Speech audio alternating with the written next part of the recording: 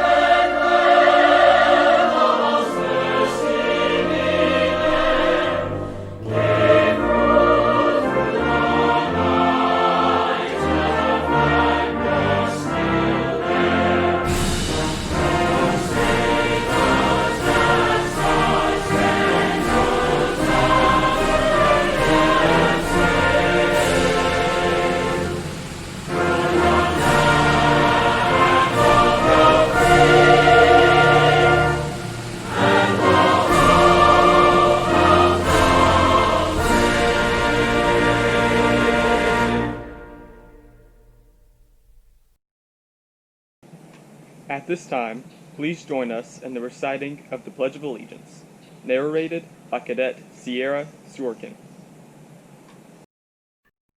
I pledge allegiance to the flag of the United States of America and to the republic for which it stands, one nation, under God, indivisible, with liberty and justice for all.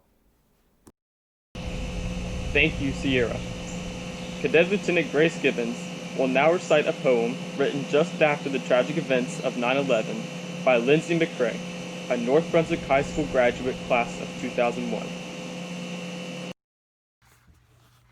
How are we supposed to get past this? Our nation is getting destroyed by cowards called terrorists. One morning we wake up and head out to school, not imagining to look at the TV to see something so cruel. Terrorists have come to hijack our planes. Personally, I believe these men are insane. Down goes our trade center along with innocent friends. We ask ourselves now, when will this madness end? Next goes the Pentagon, all up in flame. If I were the one responsible, I'd hide away in shame. What have we done to deserve all of this? Thousands of people are loved and now missed. Now that families are destroyed and children don't understand, we need to hold our heads up high and protect this great land. Thank you, Grace. The next person I would like to introduce is our Scorpion Battalion Commander, Cadet Lieutenant Colonel Jada Rasco. I am a Scorpion Battalion Commander, Cadet Lieutenant Colonel Jada Rasco. September 11th, 2001 seemed like a normal morning. Parents dropped their kids off at school, others went to work. No one expected the day to unfold as it did. 9/11 was a day that forever changed our country. And although I was not yet born, still this day resonates in my heart and the hearts of many. Anyone who was old enough to remember this day likely remembers exactly what they were doing when they got the news of the first plane, and then realizing that this was a terrorist attack. For a moment, let's go back to that morning. Flights 11, 175, 93, and 77 were all hijacked. At exactly 8:46 a.m., Flight 11, the first plane, flew into the North Tower. The next plane, Flight 175, struck at 9:03 a.m. into the South Tower. When the towers were hit, there were approximately 18,000 people total in the World Trade Center complex. While many of them got out, 2,753 people were killed as a result of those two crashes. When Flight 77 hit the Pentagon, 184 people were killed. And when the last plane, Flight 93, crashed into a field in Pennsylvania, 40 died. A total of 2,977 people were killed that day. Just take a second and think about how a seemingly normal day, within hours, became one of the most tragic days in history. As I was preparing for this speech, I began trying to imagine what it felt like to witness that moment. I listened to phone calls from victims to loved ones that morning, and it was heart-shattering. A phone call like that is something no one would have ever imagined having to make or receive. When thinking about 9/11 and watching videos about 9/11, it's really hard not to get emotional and move with compassion. But today, I ask that you truly take time to honor and reflect on this day.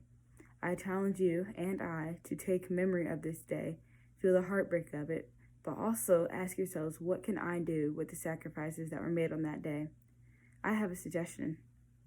Let it make us better, stronger, and more compassionate towards one another as Americans and as humans, as though it were our last day. Let us remember. Thank you.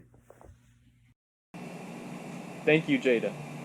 I would now like to introduce the Senior Army Instructor of the Scorpion Battalion, Colonel Stephen A. Baker, for a 9/11 reflection. Good morning.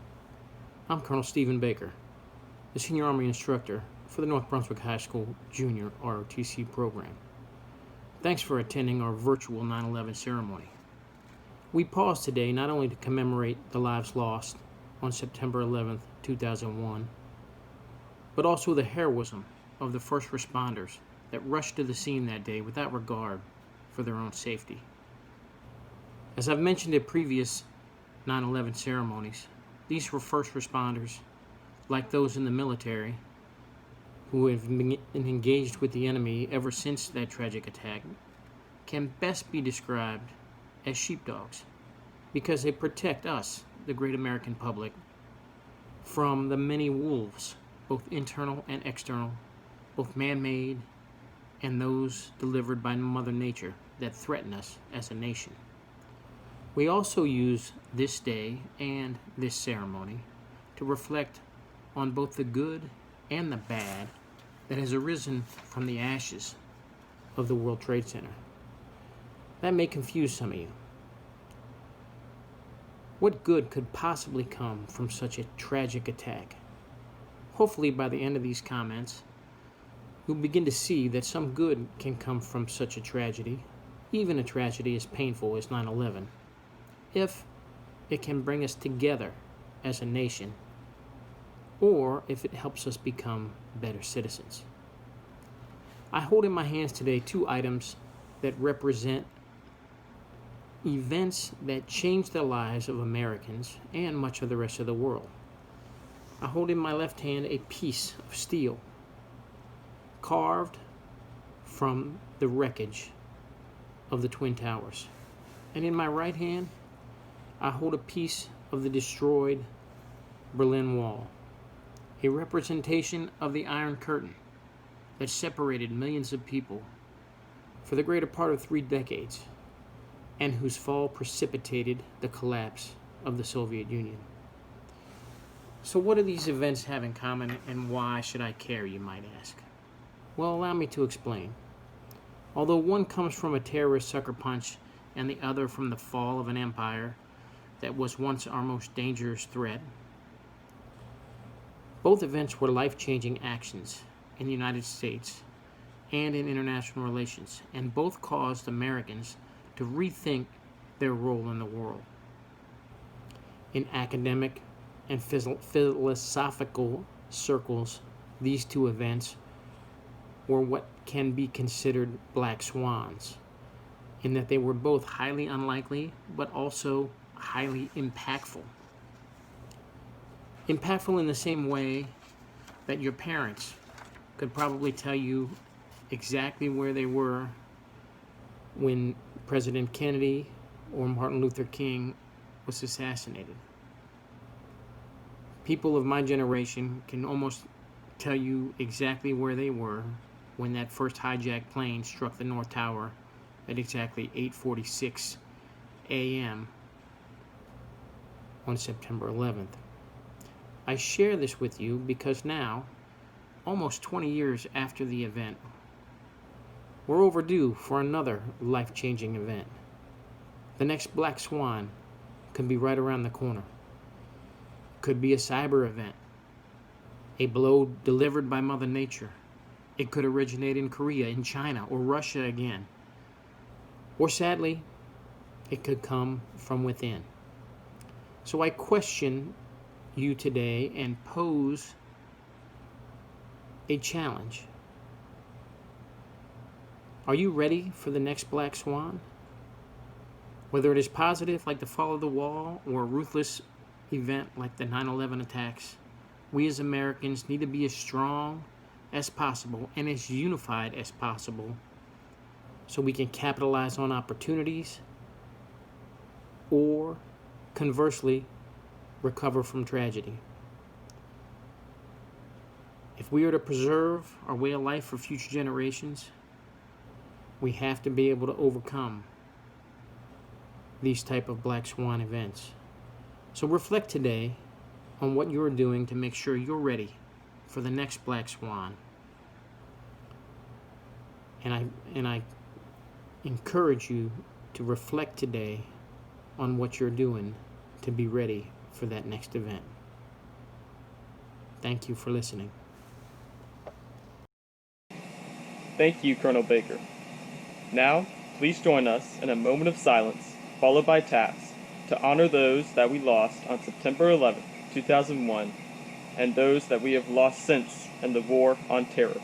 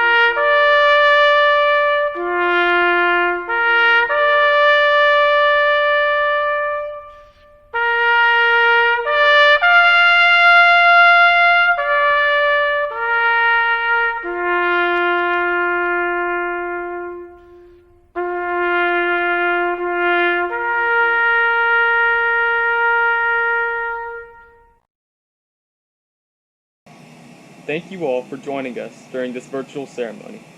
Please remember to stay safe during these unprecedented times.